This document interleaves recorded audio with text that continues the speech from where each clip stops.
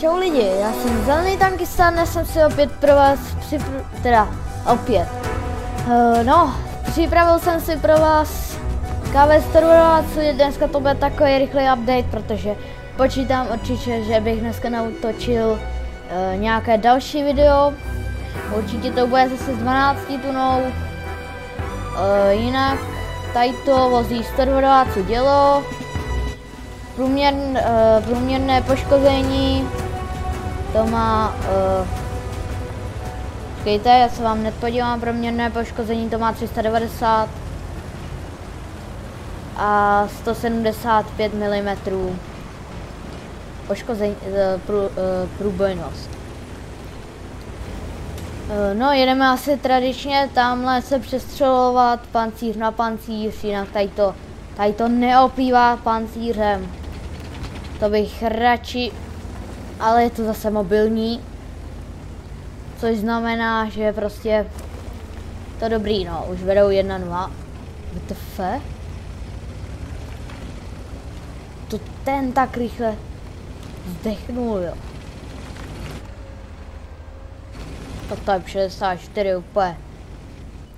úplně easy business. Jinak jsme mobilní Heavina a Heaviny teprve jedou. Tak to jo, no.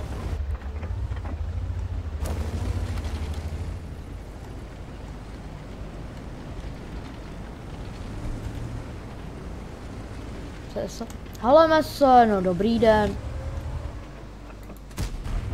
My ho neprorazíme, prostě. My jsme ho neto.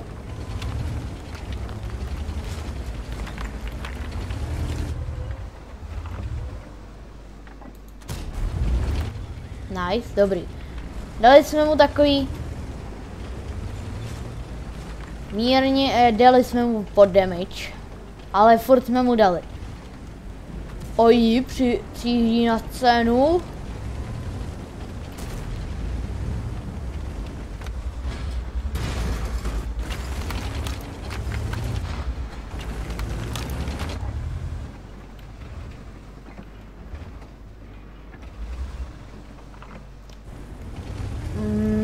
Dobrý.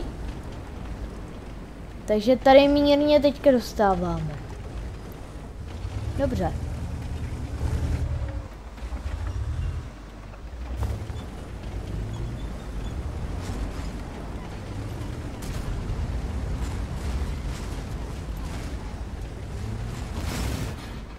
Ne. Tady jsme udělali chybu. Ale ne, škoda. Si nás všímá.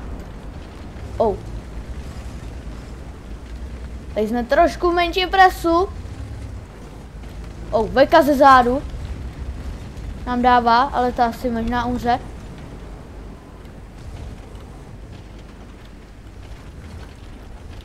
Jsme tady jako docela v kleštích, no.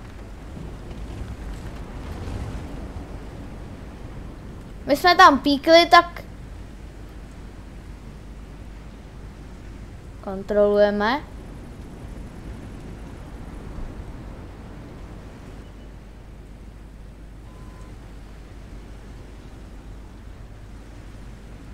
Jejich Artina je dead.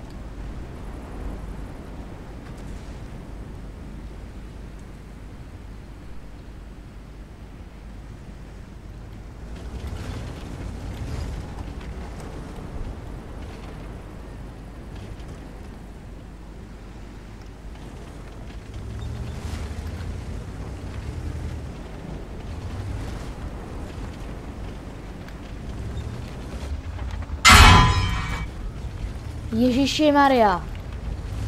Dobrý, dostali jsme za 3,5 báby od CSka, nemůžeme tam už ani píknout. Nevěděl, že dáváš takový damage, já si myslím, že dává něco okolo 200, ale...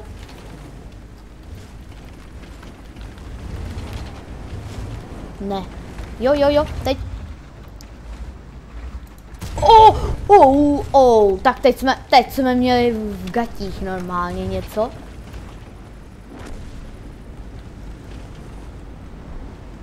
Tam furt je s tím CSem. Odjeď, hochu, otoč to dělo.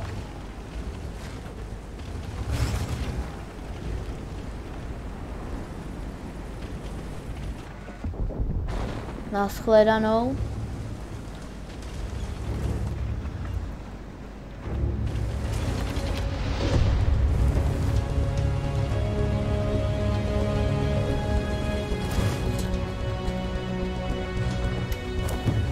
Nevidíme tam. Škoda. Trošku lak.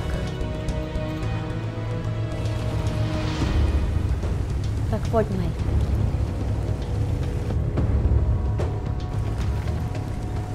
Zatím to není žádný damage, protože já úplně s heavinou neumím a sakra.